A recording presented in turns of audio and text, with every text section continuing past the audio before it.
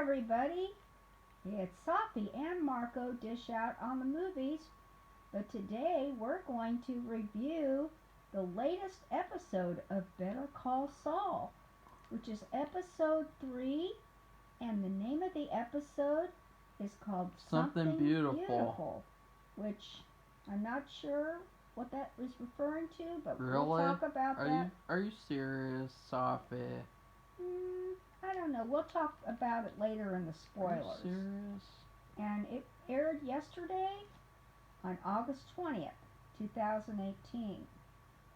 Okay, well, if you look at the whole episode, there are 11 pieces to it, 11 parts, and the first one starts out. Yeah, we're only going to talk about the first 2 scenes, because it's really hard to just give a little general plot about this episode without just like completely spoiling what goes on. We don't want to do that. And I usually when I do the review, I write a whole thing, and you can't do it with this kind of show. It works. It's set up. It works with movies because it's kind of like you're setting the tone and the scene for people who haven't even seen the movie to understand. But this is different. These are different. 11 unique scenes, and it's impossible. So it's almost like 11 different shows. But anyway, the first scene is the longest, I believe it's the longest one in the entire show. It is. Okay, so we'll have it's the first thing that you're watching, okay? It's the longest, and we're going to tell the whole thing in the second one, which is the second scene, which is pretty short comparatively. It's probably an eighth what this one is. So anyway, the first scene is Gus's right-hand men. One's Latin and the other one's African American, and they were in Breaking Bad, and I don't know their names. I apologize, but the Latin one gets in this car, and he gets this spiky chain. I don't know what it's called, and it's like a rope made out of spikes. You've seen it before, though. You've seen it, like, if you've ever seen Hills Have Eyes, the cannibals use it to make it so that the family's car gets in a wreck and they can't go anywhere. It's something that you string across the road, and if you drive your car across it at a regular speed, which is a highway, so, you're talking about 70 miles per hour, 65, whatever, across and running over this chain, it's going to rip out your tires, and you could get in a terrible accident. But what he does is the guy strings this chain across the road, and he gets his car and he backs way up, and then he drives real fast and he runs over the chain, and you're like, what in the heck is he doing? And then the African American guy, I'm sorry I don't know his name. And it takes them a while to stop the car, too, which is really cool. Because usually, like in movies, they try to, like, romanticize things that go on like that, so it wouldn't take that long. But this took, like at least 40 seconds to just stop the car. Well, it was a complete setup. I'm like, what is he doing? I mean, I just have no idea. But when the other guy comes up, Nacho's with him. They're in another car. And, of course, they get Ponytail Guy. Remember, he was killed. They killed him the last... You don't know his name either. I don't know his name. I'm sorry. I found out... They don't emphasize on him, so... I watched the episode again. I found out his name, but I didn't write it down. I apologize. But they get his body out of the car, and they put it in the one that just ran over the spiky chain. And they put him in the driver's seat. And then they step back from the car, and Nacho, meanwhile, he's just standing to the side, and he's watching this, all like, they have a plan to do whatever they're doing, and he knows what the plan is. Okay, so anyway, they shoot the car completely up, and they shoot Ponytail Guy all up to, even though it's going to be weird because he's been dead for probably at least 24 hours. They blow his brains out. Yeah, they do all this stuff, and then what happens? Well, Nacho gets into the car. Which, why does he get into the car? I was really like weirded what's out. Going on? I thought they were gonna let him go. I mean, they were gonna let him go. And then they give him a gun, and so I thought that he was gonna have to blow his own brains out or something. That's what I was thinking too.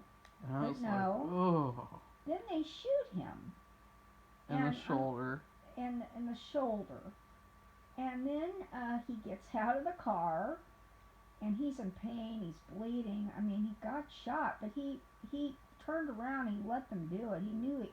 In fact, he acted like he knew he was going to do it. Like I said, I think they had this all set up and planned out. And he goes walking out into the desert. And then he's got his phone, and he turns around, and he starts to say something. Can I call now? You know, meaning can he call somebody to come and help him? And they shot him in the abdomen. And that was a bad shot. I mean, that was bad. And the guy said we had to make it real. Well, shooting someone in the stomach, I might be wrong, but I think shooting someone in the stomach, in the lower part of the stomach, is better than shooting someone in the leg, in the upper part of the leg. So. I don't know. It was awful. It was just awful. And so here. Well, you got to admit, it would look very weird if there were all those bullet holes. I mean, there were like hundreds and hundreds of bullet holes. Yeah, they spent a lot of time. I mean, that's what I said. The scene went on and on. And they spent a lot of time shooting up the vehicle. They just didn't take a couple shots. There were a ton of bullet holes, and all that Nacho has is a little shot in the shoulder. Yeah. Like, come on. That they would know. And that's the sucky thing. They would know. And they're not doing this like because they're mad at him either. They're doing this because they have to do it. They're doing this because it's part of a big plan, which really you kind of get a general sense based on what you know about Breaking Bad, but also about what's going on. You have kind of a general sense about what's going on and how they're making it look like that they were set up and sabotaged and attacked by somebody, and which they don't know who, they claim. And so to fool the people working with Hector Salamanca, because Gus wants control over the whole operation, the whole meth operation. And I really want to see some new villains. So I want to see a new, because they talked about this, I believe in the first episode, yeah, they talked about there's these rival gangs and they're close around and don't step into their territory. And so I'd like to see those rival gangs both get taken down in Gus's search for control. And I want to see a new villain. Well, I guess we'll see. But, so, like I said, they shot Nacho in the abdomen too. And so he falls down. You know, they're in the desert, so they leave him, and he's lying there, and he, you know, he can bleed out. Yeah, he makes the call. Well, he passed out. Who does he call? Well, Ghostbusters. Yeah, he's just gotten two shot in the abdomen, which is very dangerous, and the shoulder, and it's hot. And he has no water, nothing. So he really is, I mean, they better come soon because he could die from his injuries. So, in fact, they told, I said something about they tell him they had to look real. You know what else the Latin guy said? better hurry up and call before you pass out. Okay, so we're moving on. The next scene Yeah, the next scene. takes I'll let place Marco talk about it. in a diner, in the infamous diner that Mike is always in, Mm-hmm. and he's there with Jimmy. And I like the lighting of this scene. It had some interesting. It had an interesting look to it. I don't know if it's because Jimmy was wearing different clothes, like casual clothes, or what. It just looked different. And so anyway, Jimmy gives Mike this pitch about Hummels and stealing one We're that switching them up. A cheap one it's for still stealing though. right. As I haven't gotten into that yet. You're jumping ahead. Okay. So he wants to steal. He wants Mike to steal this Hummel figure, and then replace it with one that was cheaper, that looks almost exactly like it, so that they can both sell it and take half the profit for each other. And so Mike immediately says, "No, that's not for me, and that's not for you either." And he paused a little bit for a while and said, "It's not for you either." And I think you know how, I think Marco touched on this last time. Jimmy is acting strangely, and I don't know if it's all to do with his brother or it had already started. And he, you know why? Because he's going through this change, this process of where he was kind of law-abiding and now he's transforming into what he was in Breaking Bad. And anyway, I think Mike is noticing too that he's changing, and that's why there was this pause. Like Mike said, you know, I'm really Now, sorry about your brother, and then he said, I don't think this is for you either. this is interesting though, because it did kind of seem like Mike was worried or just concerned Yeah. slightly uh, about Jimmy, and it's interesting because we know that Mike works for Jimmy and Gus uh, in the Breaking Bad series, so like there's nowhere to go with this relationship except for the fact that Mike might break bad and get a little more evil himself, which I really hope that doesn't happen, because he's really not a villain at all. And so I just wonder like how he's gonna get to be working with Jimmy, full on relationship between him and Gus and Jimmy. And also this episode's called Something Beautiful because after Jimmy gives him the pitch, he says, "Let's do something beautiful here." That's what the title of the episode is. Oh, I thought it had to do with another scene later on. No. Okay, so well, because Mike didn't want to do it, and Jimmy wanted to, and he didn't want to listen when Mike said it's not for you either, he left. And he went to find. No, we don't go. No, we don't go on after that. Well, I know that, but I mean, he doesn't no. give up. But Mike is Okay, definitely done. stop. We're done with that. We're not going to give anything else away. Okay, Marco. But there's 9 more scenes after this. It's also interesting because Jimmy, because Mike is so concerned about Jimmy, but Jimmy is actually going down like a darker path than Walter White was going on. Cause you remember in Breaking Bad, he said, I don't want to be near you because you're a ticking time bomb." Who said that? Mike said that about Walter White. Oh. That he's a ticking time bomb. He doesn't want to be around him. He thinks he's dangerous. But the thing is that he seems to be going down that route with Jimmy too, to where he's worried about him. And so, how does that end up? Because we have a while to go through this series, at least I believe.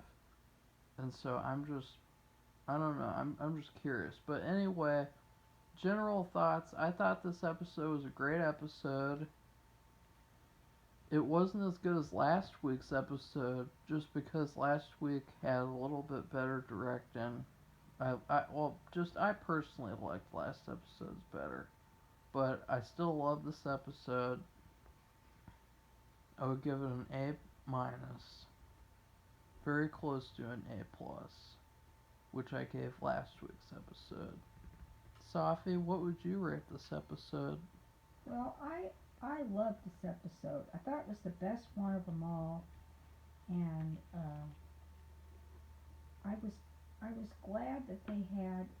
It seemed like they had fewer scenes, and several of them were played out, and meaning that they were longer so they could cover everything and show all the emotions and all the ins and outs of the scene. And I liked it because there was also a couple of funny scenes we're not going to talk about, but they can't come after this. And that was another thing that I always liked about Better Call Saul, or Saul. I mean Breaking Bad. In Breaking Bad was the humor. He and he was always extremely funny in Breaking Bad. Right. He said that Walter and Jesse, that if he ever had anal polyps, he would name them Walter and Jesse, and just really funny, like, one-liners. And that's another reason why I really like this episode, was that the humor. There was a lot more humor in this episode. In fact, of all 3 episodes, this episode had more humor than all of them. I disagree. I think the first episode had more humor, because first you had the stuff with Mike in the company, where he just walks in there with an employee's badge that is on the floor, yeah, and that's true. he degrades the boss in front of all the workers. He signs the birthday card. There's the boxing versus martial arts debate, and then you have the cross to bear line, and then Jimmy just acting insanely cold. And that was really, you got to admit, that stuff was funny, and I thought that was a lot funnier than this episode. Oh, I don't know. I really think that, and you'll see why, and you'll love it. Last episode had that scene where the twins talked in the hospital, and she went on a rant about, oh, you're gonna have to talk a lot now, because the more you talk, the faster he's gonna recover. And she said that all in Spanish too. That was hilarious. That was funny because it's the twins, and they're so menacing looking. I mean, they can really, they don't even have to say anything to look menacing. They just look menacing. They have these, stern expressions. Well, because you know what they're capable of. Yeah, I do. I remember. That's how you create a good character. Okay, so I really like the episode. I give it an A. Okay. It was my not favorite. An A plus. I just give it an A, and I really enjoyed it, and I loved the humor, and I liked the fact that I love the way they draw these scenes out. Like this very first scene, I don't like violence. And I know what they're doing. They're making it look like something happened that really didn't happen. The ponytail guy was dead already, but they want the Ponytail guy. they want the Salamanca people to believe that they were ambushed. That's what this is about, and they're not smart enough. because they're not forensic specialists to know the ponytail guy was already dead. They would probably be, if they knew better, they'd probably be able to tell because of the, he wouldn't, I don't think he would bleed if they shot up the car and they shot him in it. I don't think he would bleed because everything's all set, because I'm sure he's been dead at least 24 hours or several hours. So anyway, besides that, I loved it, so I gave it a good, really good grade. I give it an A. So now we're on to spoiler alert. Okay, spoiler alert, spoiler alert, spoiler alert. Luckily for this episode, we're not going to get cut off because of a battery issue. It's funny, we have 9 views on our first part and 2 views on the second Spoiler. part, even though the first part ends with spoilers that continue on. So I don't know, it's funny. At least it's all in one video now. It was just because I needed to delete some videos, because I take a lot of pictures and a lot of videos. Okay, well, I just want to say, here's a spoiler. I mean, the twins talked again. They asked Nacho a question, and that is like, wow, because they never speak. So, and I'll tell you the question, because remember, he calls them. They're the ones that come out to the scene with the car and the ponytail guy and the You car. gonna say it in Spanish? Probably está. Uh-oh. I don't know. Está usted verdad, or I don't know, Marco. They ask him if he's they ask him who did this. Yeah, So who did this? How do you say that in Spanish, Sophie? You don't know, do you? You're a hack. You're a fraud. You're being exposed. Marco, be quiet. Anyway, that's what they asked him. One of them. And I don't know which one. Because you can't tell them apart, I don't think. Because they really are identical twins. Yes, Okay. Slightly. Now, I guess Marco, and there's one person that shows up in the episode. Well, we're gonna discuss that. This is another spoiler. The Gail scene. Gail Gail from Breaking Bad. Remember Gail from Breaking Bad? Gail's a guy. He makes meth, and he's really good. Gail's a guy. And Gail is usually a girl. It's Gail, like Gale.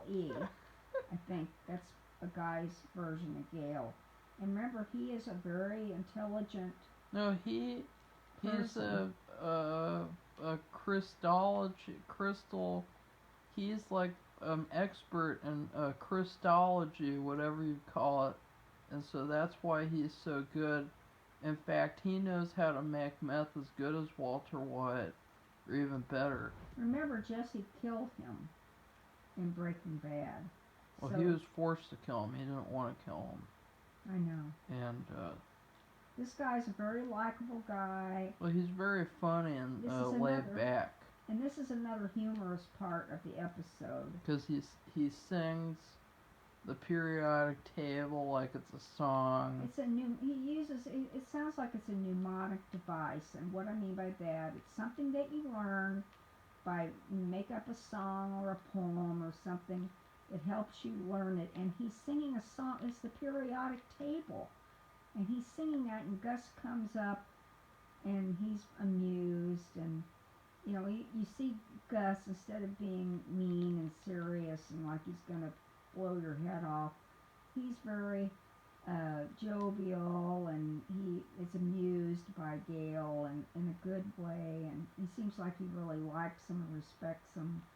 He's asked, this is a spoiler, he has asked Gail to analyze these different samples of meth that were made, and Gail says that, and they're all different grades, but they're all like not that great, and he says that, and he said he could do better, and Gus says, and he offers to make it. It's the least I could do.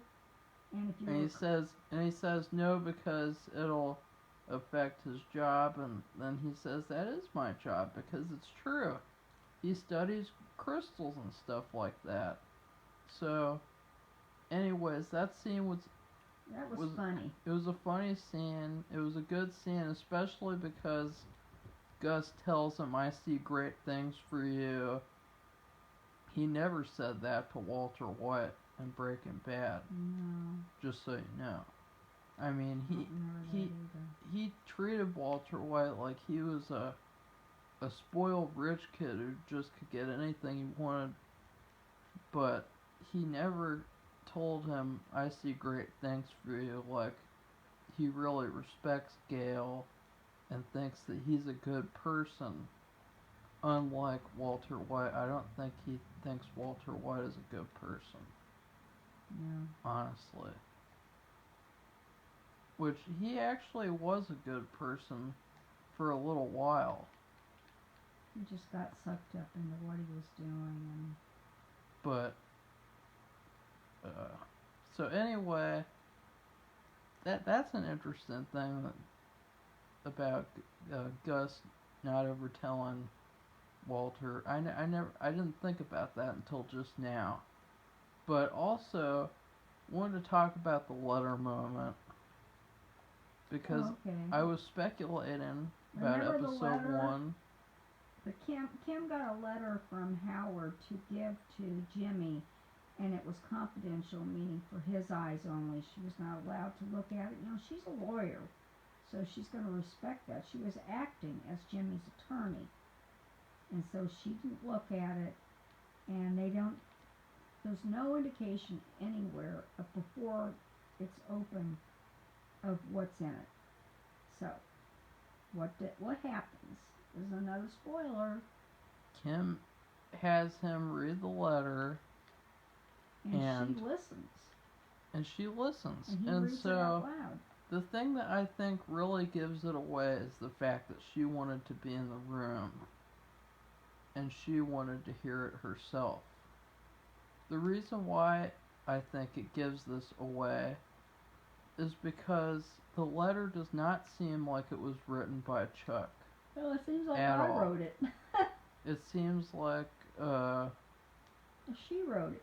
It seems like Chuck hired somebody to write it. Like that's well, no, I'm not saying that's what happened. I'm just saying like that's the type of letter it is. You know why? Because it was too nicey nice. And when he told Jimmy right before he died, he said, "I never liked you very much."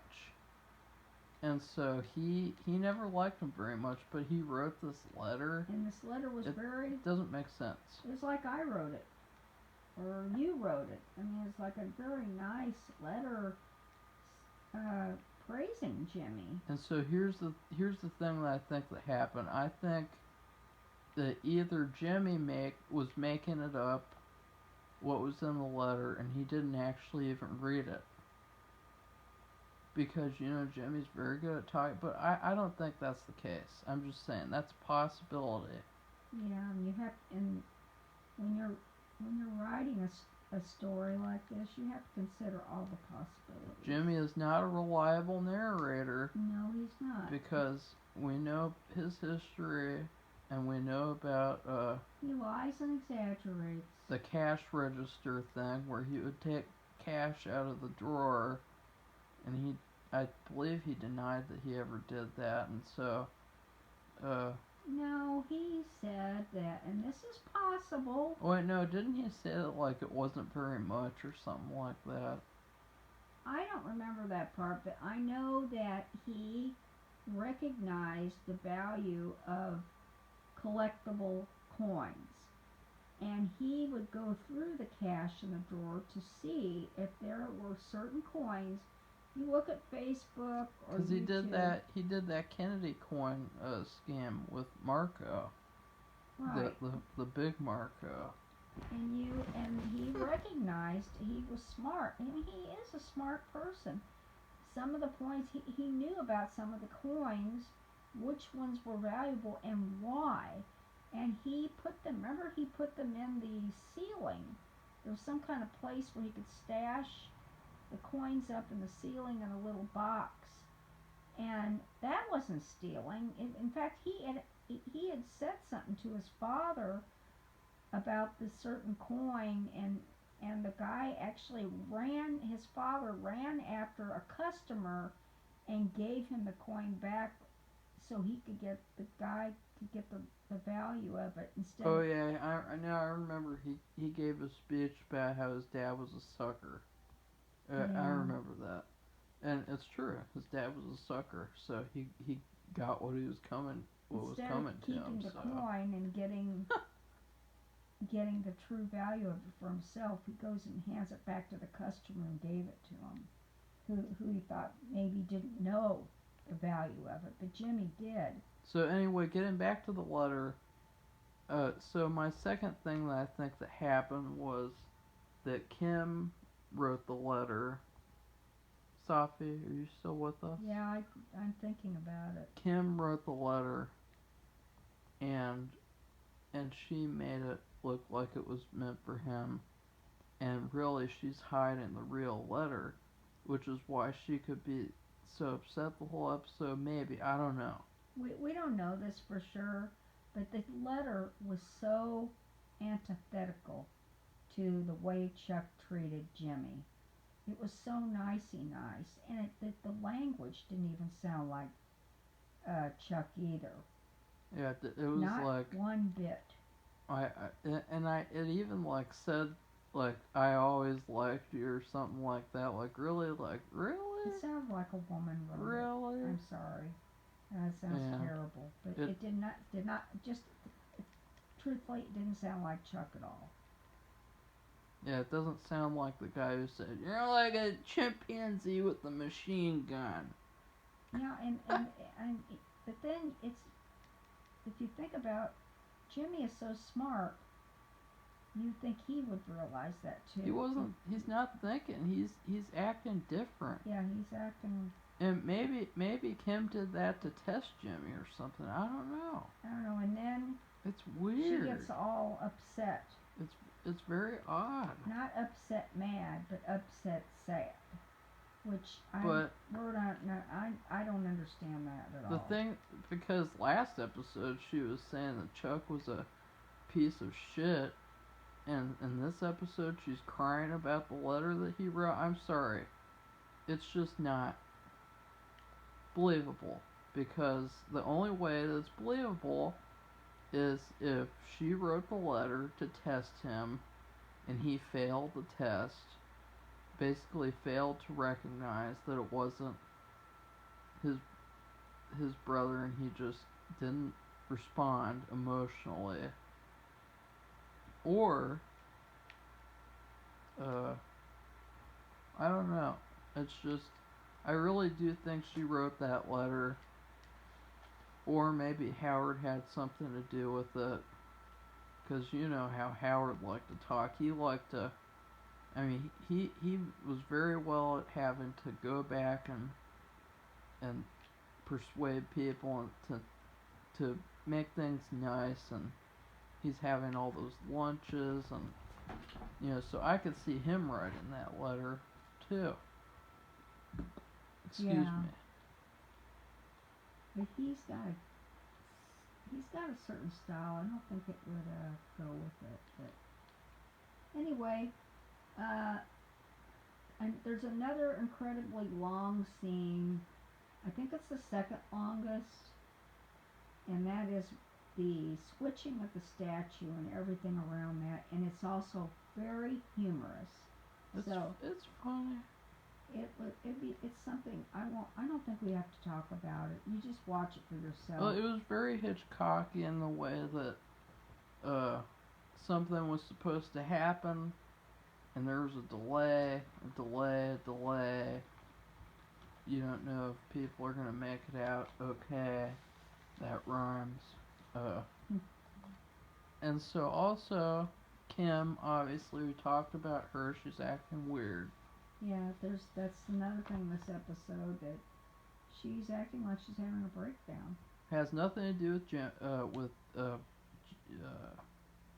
Chuck. because last episode she was yelling about him and cursing his name. In this episode, she was crying about a letter that he wrote, supposedly. It's just not about Chuck at all. And we And, can't figure it out. So. I mean, she wasn't even sad the first episode when she found out when she was at the funeral. She wasn't sad. He was the only one. Well, Howard was the only one that was sad. So, you have the thing in the vet. That was a standout moment. You want to talk about the vet? Oh, okay. Well, this is another spoiler thing. Remember the vet? I think he was in the first and second episode. This is a veterinarian, not a vet like somebody who's been in the military. First, second, and third season. This is a veterinarian who does shady activities. He has shady connections, and he's a vet. And he has a small animal practice, so people take their cats and their dogs to him, and whatever else.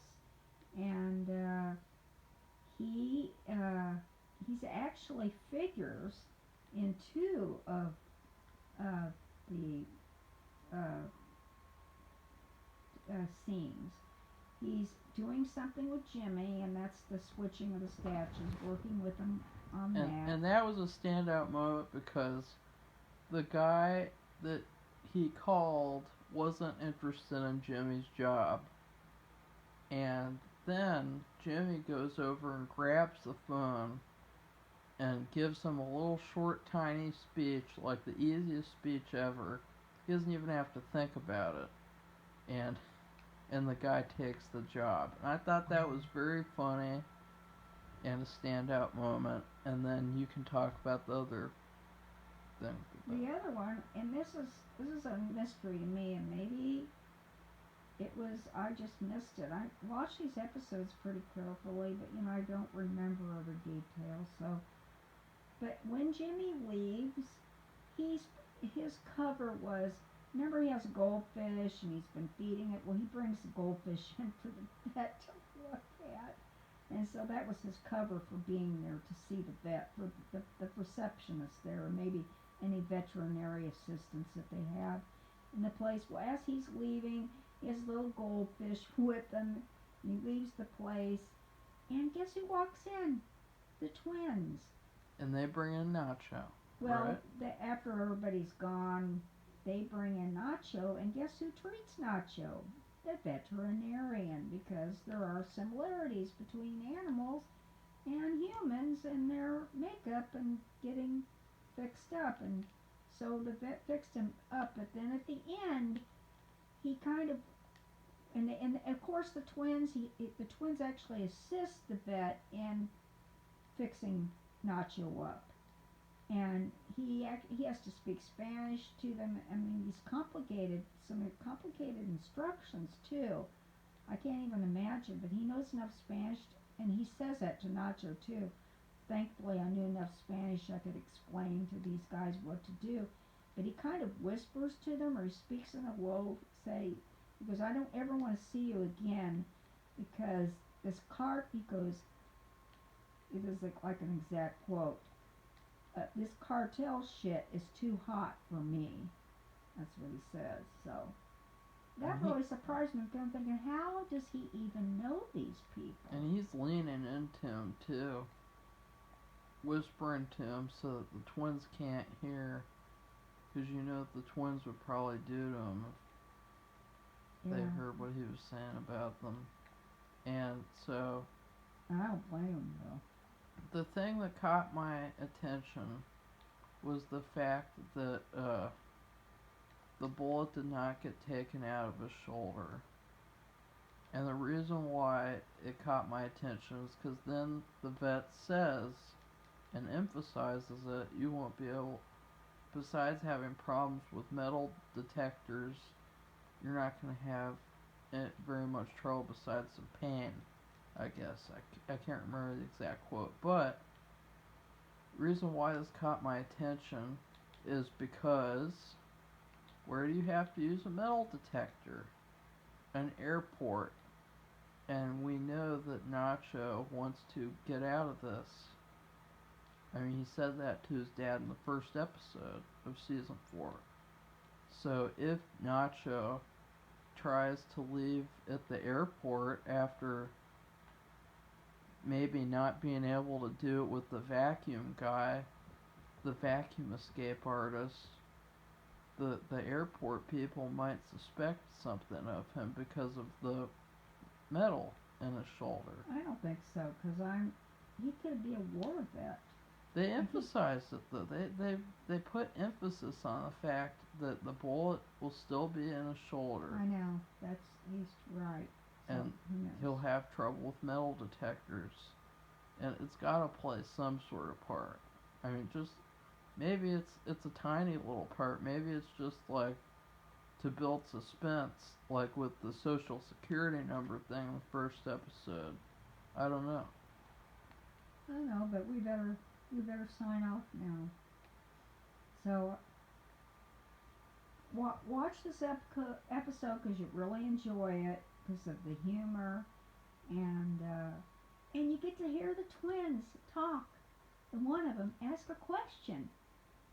I want to see more of Mike next episode. And That's one of the things that I said I was very excited for after last episode, is that he said there were a certain amount of companies and he's going to be going to all the different companies and checking them out. And also try to look at what is going on with Kim. Is she going crazy? Is she realizing Jimmy is changing? No. Why is she upset? That's the question. Did she decide maybe she doesn't really want to be a lawyer? Maybe that's not who she is. Sorry. So maybe she'll break bad before Jimmy does. Yeah. So anyway. So our next for our movie week, we're doing new releases. We don't usually do just new releases like everybody else, but we'll have a week. We will have a week of new releases, and one of them will be the new Mission Impossible movie. And then we have other things coming up. There'll be a Hallmark week again. There'll be a Stephen King week. There'll be a scary, Halloween type scary movies for October. We're going to do a remake week where we talk about an original movie and then the remake of it. And so we have lots of things planned, and we hope that you subscribe to our channel because we need subscribers. Subscribe to our channel, like this video, comment, and most importantly, don't just comment, but answer this question. Did Kim write the letter and then hide the other one, either to test Jimmy or just for some other reason, because she didn't want him to have to deal with it? And Marco didn't see her do this. I didn't see her do this. There's no evidence of this, but except for the there fact kind the of way is actually. The way the letter's written, it just doesn't sound like something Chuck would say. No, here's the evidence. It's too nice. Is that she asked to be in the room to listen to it. And so that's really reminiscent to like a parent is like they set something up and they really want to be in the room to see their child react and be happy. I don't know. Reacting to it, like it's really like set up. Okay, well we better go now. We'll see you next time. And then she cries. Yes, she starts over crying. A guy who is a piece of shit, and she says that was a very well written letter. Or I think she says that, and I mean that doesn't go with what she was saying last episode. So. And he tries to reach out to her, and she says she has to be alone. Mhm. So we better go now. Yeah. Okay, everybody. So, goodbye. goodbye. See you soon.